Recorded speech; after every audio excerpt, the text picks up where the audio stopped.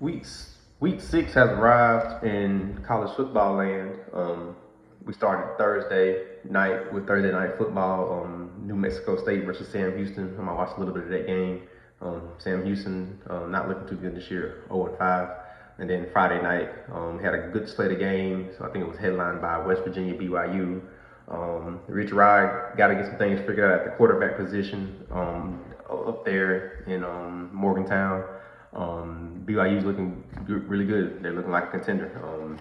The Big 12, there's a lot of contenders in the Big 12. At this point in time, really hard to say who will win the Big 12. We don't really have a clear-cut front runner. There may be, Texas Tech, Arizona State,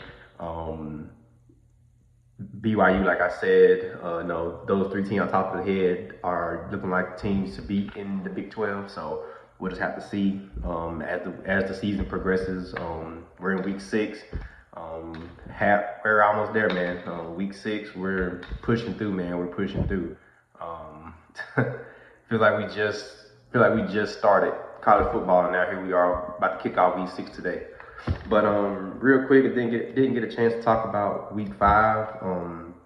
Just to go over some things though. For today, FSU, Florida State plays Miami today. Florida State, of course, as you all know, lost to Virginia. A lot of the players came out. Even the quarterback, Tommy Costello, came out and said that they got caught looking ahead. They fell into the trap game, and so it shows. FSU's defense did not look like the defense that we saw against Bama. This definitely was a night and day defense. Chandler Morris, the quarterback for Virginia, went 26 for 35, 229 yards, 2 touchdowns. He threw 3 interceptions, which also lets me know. I mean, they got the turnovers, but they couldn't do nothing with the turnovers. They created opportunities, but they couldn't do nothing with it. On the ground game, Jameer Taylor had 27 carries for 99 yards. Even the quarterback, Morris, had 8 carries for 37 yards. Xavier Brown had 9 carries for 60 yards, and then Harrison Whaley had 4 carries for just 15 yards. But you give up those, you combine those yards, you give up that many yards on the ground, it's going to be hard to win the game. I think what also showed from Chandler Morris, where he had 3 different receivers with 5 receptions. So he was spreading the ball around. Just those 3 had 5 receptions, not including everybody else who had 3 receptions, 2 receptions. But you're able to spread the ball around a lot. Now defense coordinators can't predict who's going to get the ball. On the FSU side of things, you look at FSU, they really didn't spread the ball around a lot. Not sure if that's because they don't feel comfortable with who all they have in the receiving room, or was that just by play design? Tommy went 18 for 32, 254 yards, 1 TD, 2 interceptions, 14 carries for 78 yards. He has to spread the ball around. Squirrel White didn't get too many touches. Randy Pittman Jr. didn't get many touches. They didn't really spread the ball around. They didn't spread the ball around like I figured they should. That's something they got to work on. Also, Tony White on the defensive side of things. In Nebraska, he ran a 3-3-5 scheme, which 3 down linemen, 3 linebackers, 5 DBs. Usually it consists of, in the 5 DB category, usually consists of 2 corners, 3 corners and 2 safeties. Or you can go 2 corners, 3 safeties, just depending on, what type of guys you have in your secondary room. He's got to get things figured out on the defensive side of the ball. Like I said, they created 3 turnovers, but you still got to be able to stop them from running the ball. And that's what Virginia was able to run the ball.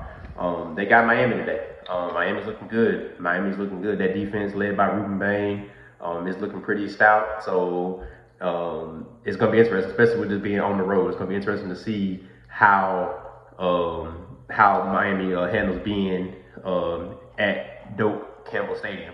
To go ahead and look at the standings right now. It's still early, but this Florida State they're already 0-1 in conference, lost in conference play. They're 0-1. This is Miami's first conference game, so this is a chance for them to get in the win category of the conference slate. So we'll see how they do with that. But I'm predicting Miami. I'm predicting Florida State to bounce back. Can Florida State win this game? Absolutely. But I can't really. It's hard for me to see Miami just coming in here blowing out this Florida State team. This Florida State team is not like last year. I think they just failed to the trap game. A lot of teams fall to trap games. It happens every year. I think that's what's happened to Miami. If they can do what they need to do, they should get back on track today. They should come out better, more in tune against a good Miami team. So we'll see how that plays out. Illinois looked good against USC. They bounced back from that embarrassing loss against Indiana. They got blowed out by Indiana, came back, beat USC on a last-minute field goal. They were able to put up 30, I think it was 34 points. They got Purdue today. Purdue sitting at 500 with a 2-2 record. It'll be interesting to see.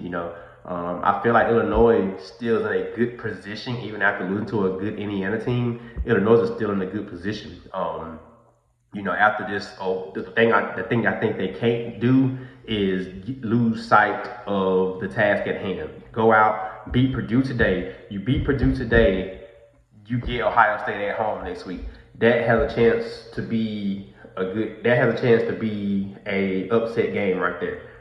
They can handle business today. I feel like they could hang with Ohio State. Ohio State has a tendency, if you watch the Washington game last week, they beat Washington, but it took them some time to kind of put Washington away. They didn't just go up 21-0 in the first quarter. It took them a while to put Washington away. I feel like this Illinois team has the weapons and the players that can stand toe-to-toe with Ohio State. I'm looking for it. Like I said, as long as they don't get caught looking ahead to that game, I can see Illinois coming out, beating Purdue, and then you get Ohio State at home. The Fighting Illini, they're going to show up for their game, especially if they know they got a chance to shock the world and beat Ohio State. Because I'm pretty sure a lot of analysts are going to pick Ohio State to win that game next week. So I'm interested to see how Brent Bielema handles this. He knows. I'm pretty sure he's well accustomed to trap games himself. So he knows they can't get caught slipping looking at Ohio State. They have to take care of business today against Purdue. And then next week they got a chance to do something crazy. They got a chance to make some noise, make a statement game, as we say. So we'll see how that one goes. Penn State, man, great words of Dennis Green. They are who we thought they are. You guys don't know Dennis Green. He's the former head coach of the Cardinals. I think you remember they blew a 20-point lead to the Chicago Bears. Chicago came back, and at the time I think it was something dealing with Chicago's offense. He said that Chicago has a good offense, a great offense, and they blew a 20-point lead. Chicago came back from that 20-point deficit, won the game, and in his post-game interview, he made a famous statement: "They are who we thought they are." And that's kind of my statement for Penn State. We are who they thought they are. Drew Aller, James Franklin. It seems like when the lights are on and all the spotlights on them, they can't handle it. And that showed last week. Oregon looks just like how we expect Oregon to look. Oregon looks good. Oregon looks good throughout the regular season, but then when it comes down to postseason, that's when Oregon kind of falls apart. But Oregon been looking good like they always have been. So it will be interesting to see how far Oregon goes. Ladonte Moore, he went 29 for 39, 248 yards, 3 TDs. He looked good. Drew Aller, 14 for 25, 137 yards, 2 interceptions. The thing that kind of stood out for me about this game is I didn't feel like they tried to establish the run. I kind of felt like they were trying to win and die by Drew Aller, and that's something you can't do. I feel like that's something that they couldn't afford to do. They needed to try to run the ball.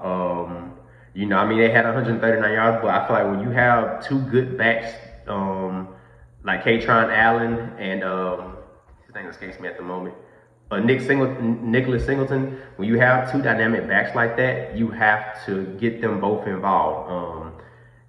Allen had 12 carries for 54 yards. Singleton had 11 carries for 21 yards. I feel like they needed to have more touches than that. I would have wanted Allen to have at least 20 touches, and I wanted Singleton to maybe have another add-on to. He had 11. I want to add on another. If anything, both of them had 20 touches apiece.